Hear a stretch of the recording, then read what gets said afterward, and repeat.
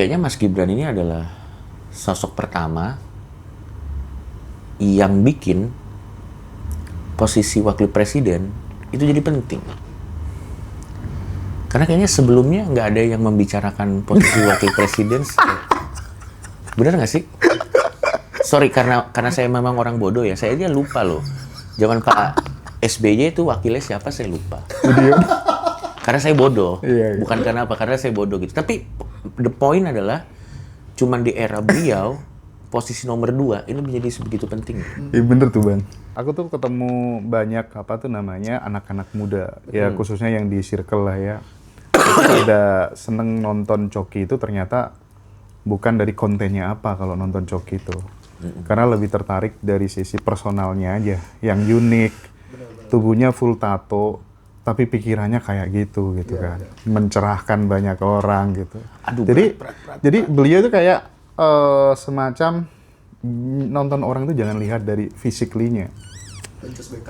Nah, jadi terima kasih lah kepada mamanya Coki yang telah melahirkan dan tidak menyerah membersamai Coki karena terbukti sampai sekarang mencerahkan banyak orang gitu kan. Berat. Tapi by the way kemarin Coki habis ketemu sama Mas Gibran. Iya. Sama Tretan ya. Iya. Ini pandangan sebagai seorang komedian dan warga biasa gitu, bukan sebagai pendukung atau pembenci barangkali. Apa sih kelebihan dan kekurangan Mas Gibran sebagai wapres gitu ya? Tapi nggak perlu dikasih skor ya? Iya. Iya.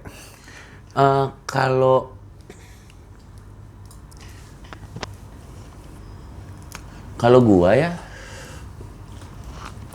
sebenarnya yang paling pas untuk menilai kekurangan beliau dalam kapasitasnya menjadi seorang wapres, itu kan udah ada mekanismenya sebenarnya.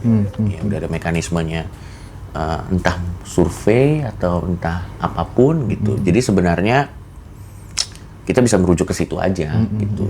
Dan gua rasa opini gue mengenai kekurangan beliau misalnya sebagai wapres juga pasti nggak akan jauh beda dengan opini masyarakat gitu. Dalam konteks, apalagi kalau misalnya itu diterjemahkan ke dalam survei yang memang basisnya data atau apapun itulah ya.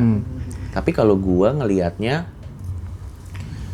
dari Mas Gibran nih, kayaknya Mas Gibran ini adalah sosok pertama yang bikin posisi wakil presiden itu jadi penting. Karena kayaknya sebelumnya nggak ada yang membicarakan posisi wakil presiden. Bener nggak sih? Sorry, karena saya memang orang bodoh ya. Saya aja lupa loh. Zaman Pak SBY itu wakilnya siapa saya lupa.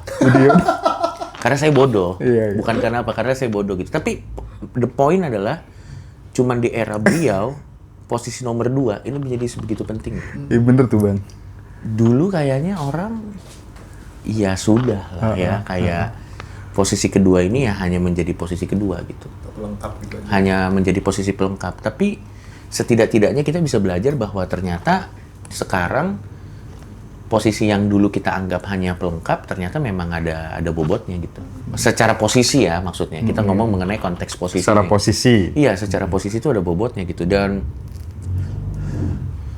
terakhir kali ya, mungkin ini menurut gue ya, mungkin gue bisa salah juga, tapi terakhir kali wakil yang dibicarakan sebanyak ini mungkin Bung Hatta. Bener nggak sih gue? Iya betul.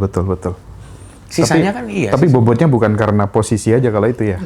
Ya, itu kan karena memang dia juga founding father. Jadi mau nggak mau pasti akan ada dalam conversation kita sebagai apa namanya? Kalau kita ngomong Indonesia pasti itu tidak lepas kita akan membicarakan Bung Hatta karena kan beliau memang adalah founding fathers gitu.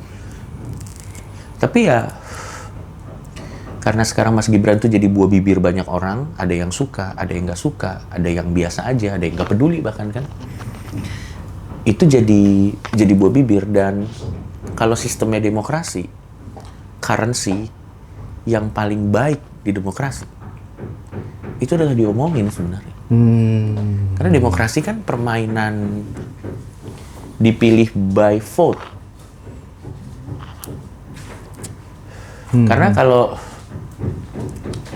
kan sekarang kan kita selalu dihadapkan, ini gue pengen kita supaya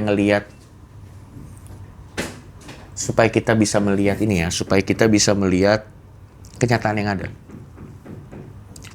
Gue kan juga termasuk orang yang menginginkan siapapun yang ada di posisi kepemimpinan itu punya kapabilitas yang cocok ada di sana.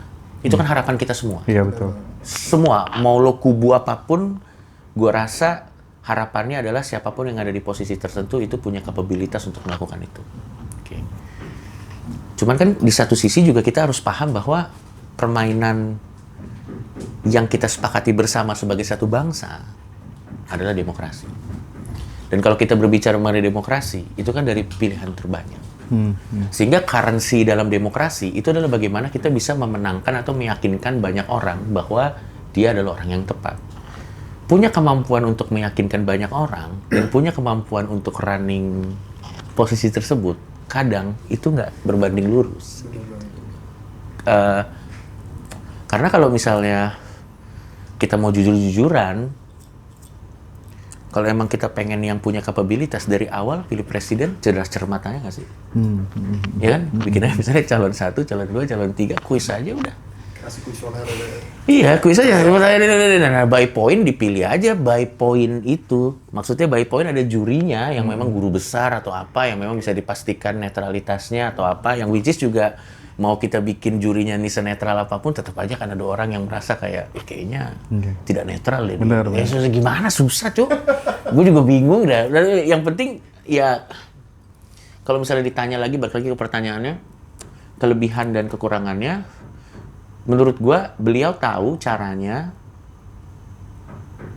berdemokrasi dalam konteks dia tahu apa yang harus dia mainin, supaya dia bisa dapat end game-nya. Dan menurut gua pada akhirnya kan masalahnya kan sistemnya kita demokrasi. Iya. Donald Trump juga, misalnya kita berbicara mengenai Donald Trump, apakah gua banyak sepakat sama kebijakannya? Ya kita bisa berdebat semalaman gitu. Tapi satu hal yang harus gua akui dari Donald Trump, dia tahu caranya menang. Buktinya menang tuh. Betul. Pinter memainkan ya. Iya, ya gimana dong, susah juga kita mau bilang apa.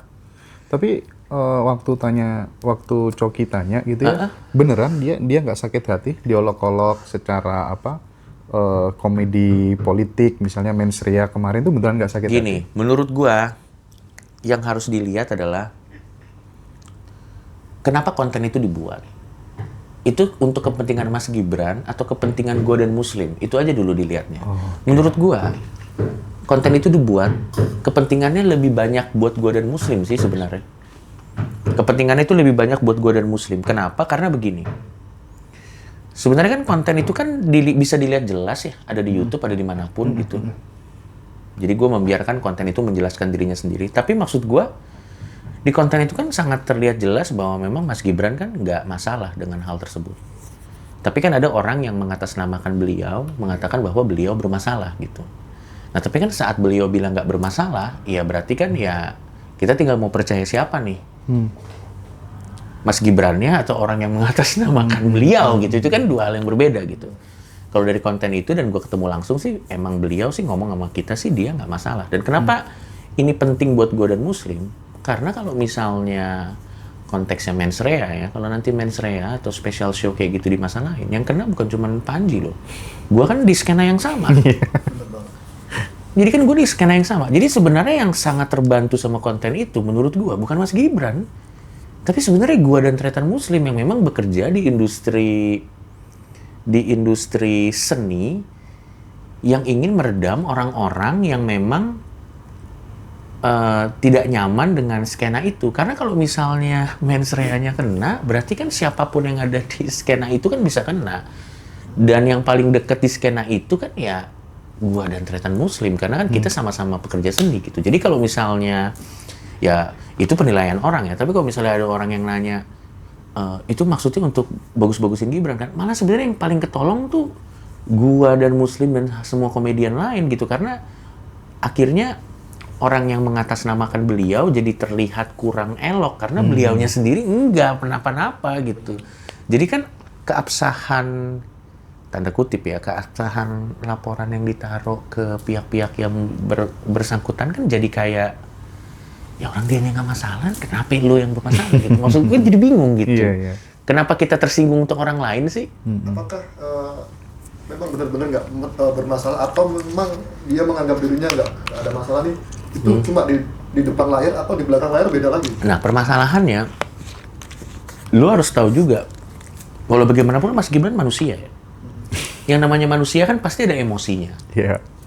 Cuman, punya keluarga, punya anak dan yang lain-lain. Tapi Tapi gua rasa pasti beliau tahu dia menjawab statement itu kapasitasnya sebagai apa. Betul. Ya kalau misalnya, dan gua rasa apapun penilaian kita sama beliau ya, beliau tahu implikasi statementnya itu akan menimbulkan efek apa. Elektabilitas dan lain sebagainya. Iya, dan gitu gua rasa dia juga tahu kapasitasnya sebagai orang nomor 2 di Indonesia, dia harus menjawab itu dengan bijak. Gitu. Sehingga pada akhirnya jawaban dia jadi lebih besar daripada perasaannya. Betul. Makanya kadang tuh gue juga pertanyaan ini kan sebenarnya pertanyaan orang kan, bukan pertanyaan teman-teman juga gitu. Pertanyaan orang kayak, tapi aslinya dia gimana gitu. Sekarang nih masalahnya bukan aslinya. Masalahnya dia di posisi yang itu, sebagai orang dengan posisi itu harusnya dia menjawabnya seperti apa kan. Itu yang kita inginkan gitu. Makanya jadi pemimpin kan dalam tanda kutip kan susah.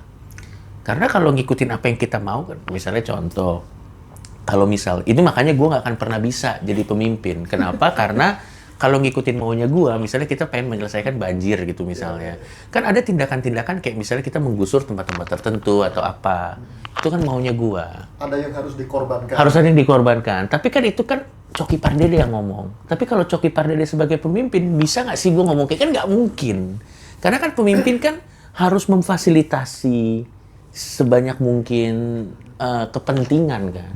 Itu makanya menurut gue, pada akhirnya politisi, ini menurut definisi gue, yang lain boleh nggak setuju. Tapi menurut gue, pada akhirnya politisi itu adalah negosiator yang ulung. Karena berpolitik itu adalah bagaimana caranya kita bisa memfasilitasi banyak kepentingan supaya negara ini bisa berjalan. Jadi sebenarnya politisi itu menurut gue adalah negosiator yang ulung dan seorang pelobi yang ulung sebenarnya. Itu makanya setiap politisi pasti punya staf ahli. Staf ahli itu tugasnya yang mikirin, menerjemahkan. Misalnya contoh, di kota ini, misalnya ini satu kota atau satu negara, ada value-nya A, ada value-nya B, ada value-nya C, ada value-nya D. Nah, pasti sebagai pemimpin kan dia harus mencoba memfasilitasi value-value ini dong, ya kan? Harus mencoba memfasilitasi value ini. Nah, dia bernegosiasi lah. Gimana caranya biar orang yang punya value ini, yang punya value ini, yang punya value ini, dan punya value ini bisa tetap enak, walaupun mereka semuanya sama-sama saling ngalah. Jadi nanti kita gini deh. Misalnya udah dapat nih kesepakatannya A misalnya. Ya dia ngomong ke tim staff susnya. Gue udah ngomong nih sama orang-orang ini. Jadi supaya kita semua bisa jalan dan semuanya legowo, kesepakatannya A. Nah, lu kan semua orang-orang pinter nih. Coba dong terjemahin ke dalam bahasa konkretnya gimana caranya biar keputusan ini jadi program yang konkret gitu. Tapi Cok, kalau mungkin boleh tanya ya, batas antara kritik dan body shaming itu sebenarnya di mana dan masih relevankah ketika kemudian tubuh atau fisik tokoh politik itu jadi bahan olok-olok gitu? Nah, kalau misalnya, itu menarik nih. Ini jawabannya banyak sebenarnya. Tergantung. Kalau kita berbicara mengenai komedinya pure, kita bicara mengenai pure komedi. Sebenarnya batas komedi nggak ada sebenarnya. Kalau kita batas mengenai komedinya tok ya. Sama seperti kepercayaan, komedi itu mazhabnya banyak. Ada mazhab komedi yang mengatakan kita nggak boleh punching down. Kita bolehnya pancingnya ke atas. Kita nggak boleh ngatain ke bawah, kita nggak boleh ngatain ke atas. Ada mazhab yang percaya itu. Ada mazhab yang ya semuanya sah-sah aja. Lu mau pancing ke atas, mau pancing ke bawah, semuanya sah-sah aja. Sebenarnya itu balik lagi ke kita pengikut mazhab yang mana gitu. Tapi menarik mengenai Body shaming dan kritik. Sebenarnya kan body shaming dan kritik kan itu udah dua hal yang berbeda ya. Kalau kritik kan sebenarnya ya kita mengkritik kan. Iya. Kalau body shaming kan berarti kita ya menghina ya. Dan kita nggak usah ngomong politisi deh sebenarnya. Keluarga kita aja dah, kita nggak usah ngomong politisi. Siapa sih yang mau keluarga ini? Iya, benar. Kita nggak usah ngomong presiden deh. Siapa yang ngomongnya? Nah, menurut gua, ya tinggal dibuktiin aja. Maksud gua kayak saat materinya keluar, misalnya ada yang merasa itu adalah hinaan, ya tinggal dibuktiin aja itu hinaan atau kritik. Kan udah gampang sebenarnya. Iya, dan ranah pembuktiannya kan ya di pengadilan. Ya udah kan gampang gitu. Dan kalau misalnya dia bisa mempertanggungjawabkan apa yang diomongin sih ya silakan. Tapi kalau gua sampai saat ini yakin bahwa kalau misalnya konteksnya ke Bang Panji cerdas lah. Dia tahu bagaimana caranya menempatkan dirinya dan gua rasa nothing personal kok. Bang Panji juga nothing personal ke orang-orang yang dia sebut. Masalahnya kan orang-orang yang dia sebut kan juga tokoh masyarakat yang memang selalu jadi top of mind. Jadi nggak bisa dihindari juga kalau mereka disebut. Gitu sih kalau menurut gua. Karena kalau misalnya itu dianggap sebagai suatu kesalahan gitu ya. Iya. Yang selama ini itu justru jadi kebal kritik itu kayak apa ya? Atribut-atribut yang dianggap suci, Ya. tanah suci, Betul, gitu betul, kan betul. ya, gelar, tokoh-tokoh gitu. Gimana Betul. pandangan Coki itu? Nah, kalau menurut gua, mempertanyakan kekudusan sesuatu, mempertanyakan keagungan sesuatu, itu berbeda dengan menghina sesuatu. Itu dua hal yang berbeda. Kalau mempertanyakan sesuatu tuh misalnya contoh,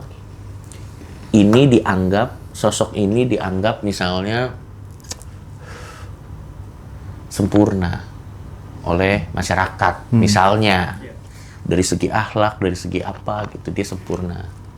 Terus ada yang nggak setuju, misalnya, kenapa dia sempurna? Orang dia sama-sama makan nasi, kalau sama-sama manusia apa bedanya? Emang kenapa? Nah itu kan itu beda dong. Maksud gue itu kan mempertanyakan. Karena kan kalau yang gue paham, kalau dia mengklaim dia harus membuktikan. Dan kalau ada orang yang nggak setuju ya tinggal ya kenapa? Kok dia sempurna emang? Apa sih yang bikin dia sempurna? Gitu. Orang dia begini gitu loh maksud gue. Nah tapi kalau misalnya menghina tuh, ya misalnya jelek lu, udah terus kita tinggal. Lu paham gak sih maksud gue? Ya misalnya kayak gini. Jelek lu, udah terus kita tinggal. Apa anjing, kenapa? Apa yang biasanya Pak Dindro, gila lu Dro. Iya, itu pun pasti ada konteksnya kan? Konteksnya. Ada konteksnya, misalnya contoh teman-temannya misalnya makan di meja, tiba-tiba dia makan di atas genteng misalnya. Dan berdasarkan konteks itu jadi lucu kan? Gila lu gitu ya, udah gila gitu. Maksud gue tapi sebenarnya semuanya di kemampuan kita menjabarkan konteks sih sebenarnya. Makanya untuk menilai sesuatu tuh kita nggak bisa abstrak, kita harus tahu dulu konkretnya gimana. Misalnya ada kalimatnya panjang di segini, tak, ya udah tinggal kita perhatiin aja nih kalimat yang panjang segini, ini maksud arahnya kemana gitu. Ini masuknya mengkritik atau menghina gitu. Kalau misalnya si pembuat kalimatnya nggak tahu nih masuknya mengkritik atau menghina, dia sendiri juga ragu, ya acara off air aja. Ya daripada lo ngerti kan maksudnya? Ya daripada dia juga membebani dirinya untuk menjelaskan sesuatu yang dia juga ragu gitu. Ngerti gak sih maksud gue? Maksud gue kan ya kecuali dia memang sudah benar-benar yakin bahwa memang ini ada legal standing-nya, ada alasan yang kuat untuk mengatakan bahwa ini adalah kritik. Baru dia taruh dan gue yakin kalau konteksnya kita mau tarik ke Bang Panji, gue yakin Bang Panji punya alasan yang kuat. Makanya dia bisa dengan yakin, kan gini, Bang Panji juga punya perusahaan, Bang Panji juga orang cerdas. Bang Panji juga bukan, dia pasti orang cerdas lah, bisa jual 10.000 tiket itu gila banget loh. Dia pasti luar biasa cerdas gitu, dia memang orangnya di atas rata-rata. Pasti beliau punya alasan yang kuat dan punya legal standing yang kuat, makanya dia berani taruh di Netflix gitu. Dan gue rasa sih dia bisa mempertanggungjawabkan apa yang dia bilang ya, jadi kita sih nggak harus khawatir gitu. Dan udah banyak kok tokoh-tokoh yang dia sebut, kayak misalnya KDM. KDM kan juga nggak masalah kan. Iya. Udah lihat kan statement Justru beliau. ngasih respon nih. Iya, responnya juga elegan, positif. Dia bilang kayak, lucu sekali. Tapi Mas Panji coba jalan sekali-sekali ke sini, lihat saya ini konten itu. Tapi kan maksud gua friendly gitu. Dharma Pongrekun juga responnya bagus juga. Dharma Pongrekun juga responnya bagus gitu. Mas Gibran juga nggak masalah. Nah makanya gue bingung yang mengklaim saya tersinggung atas nama tokoh ini. Loh, kok Anda lebih tokoh daripada tokoh ini? Lo ngerti nggak sih maksud gue? Masalahnya orang yang disebut aja biasa aja gitu loh maksud gue. Iya. Setidaknya di depan kamera ya. Dan kita harus ingat juga kalau misalnya kita di depan kamera terus kita bilang kayak, lah itu kan di depan kamera, aslinya siapa tahu aja dia tersinggung. Lah malah kalau dia aslinya tersinggung, gini, tersinggung itu kan adalah output natural dari, itu kan reaksi. Tersinggung tuh hampir mirip kayak ketawa. Misalnya ada statement A. Ya kemungkinan reaksi dari statement itu ya dua. Kalau nggak tersinggung, ya ketawa. Ya kalau misalnya kita tersinggung, tinggal output setelahnya tuh bagaimana. Begitu kan? Dan menurut gua, orang-orang seperti Dharma Pongrekun, orang-orang seperti KDM, mungkin ada tersinggungnya. Tapi dia tidak membiarkan perasaannya yang berbicara dan mengambil alih rasionalitasnya, karena dia berbicara atas karena posisinya gitu. Jadi memilih bijaksana. Iya, memilih bijaksana. Masa orang udah memilih bijaksana kita paksa-paksa, tapi aslinya nggak gitu dong. Aslinya tersinggung dong. Anjir, itu parah banget cuy menurut gua. Loh, maksud gua giliran dia bener kita salah-salahin. Kamu berarti yang bermasalah. Iya, maksudnya lo gimana sih maksud gue? Jadi maunya tersinggung, maunya gimana?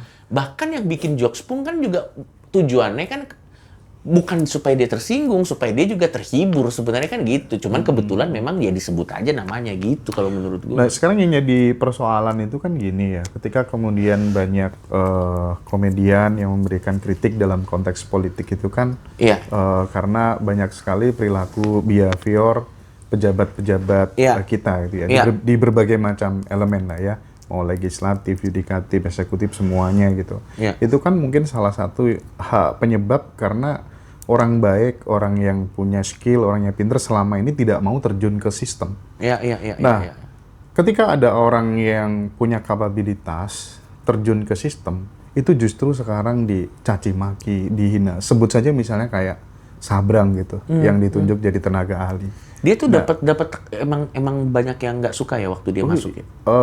Banyak banget. Banyak banget. Kemarin direspon sama Mas Sabrang sampai 1 jaman gitu. Tanggapan Coki gimana sih terkait dengan hal itu? Kalau menurut gua ya, kalau memang kita yakin sistem ini kekurangan orang pinter, kalau ada orang pinter masuk ya kita dukung lah. Nanti kalau misalnya orang pinter yang mau masuk ke sini kita omelin, ya mereka pilihnya keluarganya lagi gimana? Maksud gua gini, dengan segala kekurangannya udah mending loh. Kayaknya dia bisa, ayo kita masuk gitu. Apakah masyarakat atau Bang Coki ini yakin Sabrang memahami posisi dan tugasnya tersebut? Cuman waktu yang bisa menjawab. Karena masyarakat tahunya dia musisi. Ya, gitu. Menurut gue cuman waktu yang bisa menjawab sih. Loh, tukang kayu aja menang terus gimana? Cuman waktu yang bisa menjawab, cu. Iya dong, lo gimana? Kalau kita mau pakai dasar kayak gitu gimana? Tukang kayu aja bisa jadi raja ya. Iya, lo gimana? Susah juga kan? Ngerti gak sih maksud gue? Masuk. Ya susah. Menurut gue jahat lah. Terlalu cepat kita menilai beliau. Betul. Prematur. Prematur. Kayak harus dikasih kesempatan. Nggak bisa. Dan gue yakin orang pinter mah pinter aja ya. Ngerti nggak sih maksud gue? Orang pinter pas gini lah. Mas Sabrang itu kan pinter banget. Nggak mungkin tiba-tiba. Pasti kan prosesnya panjang juga sampai dia mengambil tersebut kan panjang. Mau menerima kan itu panjang. ya. Belum lagi mungkin ada journey spiritual yang dia lakukan dulu. Apa mungkin dia, saya tidak tahu ya, apa mungkin dia bawa dalam doa dulu. Atau apapun sampai akhirnya keputusannya dia mengambil gitu. Ya kita kasih kesempatan lah maksud gua. Karena ya orang yang dan kalau dengan logika yang sama kan, orang yang dari background yang sama juga, misalnya dia sekolahnya apa kan banyak juga yang pada akhirnya nggak bagus juga kan kerjanya kan, ya kan gitu. Jadi ya susah lah menurut gua terlalu prematur buat kita untuk menilai Pak Mahfud itu sempat jadi ini loh. Dulu kan Pak Mahfud itu, tolong saya dikoreksi kalau saya salah ya. Tapi waktu zamannya Pak Gus Dur itu kan Pak Mahfud juga pernah jadi Menteri Pertahanan deh kalau nggak salah. Benar nggak? Padahal nggak sesuai sama Nggak sesuai. Sama latar belakang. Nggak sesuai. Tapi kan nggak ada yang berani bilang Pak Mahfud jelek kan maksud gua. Enggak, menurut gua waktu deh, waktu. Dan Sabrang itu kemarin memberikan tanggapannya itu kayak ngajarin pemerintah gini loh caranya jawab kritik dari masyarakat itu gitu. Dan itu keren banget. Ada 4 konsep yang ditawarkan, teman-teman bisa tonton sendiri. Iya betul. Nah, bukannya harusnya kita menjadi lebih tenang ya? Orang seperti itu ada di sana ya. Harusnya kan begitu kan? Ya kita tenang dong. Malah jangan-jangan ini bodohnya saya ya. Tapi jangan-jangan yang kita anggap di sana isinya orang kurang, karena yang orang pintar yang maksudnya kita alang-alangin. Jangan-jangan gara-gara itu. Iya. Giliran misalnya kita ada orang-orang pintar nih gergetan, harusnya nggak gitu tuh. Udah nih gue mau kesana, kok lo kesana? Lo jadi bagian orang, ya gimana? Yang sana juga akhirnya karena nggak ada yang mau masuk, akhirnya ya siap, ya udah bapak aja deh, ya udah bapak. Misalnya ada tukang, ya misalnya ini hiperbola ya. Misalnya ada tukang, kamu apa? Tukang martabak? Mau kerja? Yaudah ya sini. Nggak ada yang mau ini di sini. Ya gimana? Susah juga. Malah ini sebuah penyegaran nggak sih di tengah-tengah kalau misalnya kita menganggap di tengah-tengah banyaknya KKN ya mungkin relasi keluarga atau apa, di tengah-tengah itu ada orang yang bagus tiba-tiba ada di sana. Makanya sebenarnya kalau kita, makanya susahnya tuh gitu. Politik tuh nggak hitam putih. Politik itu bukan berarti kalau kamu nggak di sini, kamu bukan bagianku. Nggak gitu, Cok. Nggak gitu. Susah juga. Maksud gue kayak sekarang kan walaupun kita nggak suka dengan orang-orang yang ada di sana, orang-orang yang ada di sana itu merepresentasikan kita di mata internasional loh. Ya, jadi sebisa-bisa mungkin kalau ada orang yang bagus ke sana, ya udah deh kamu ke sana dah gitu kan. Ya gimana, susah juga. Kita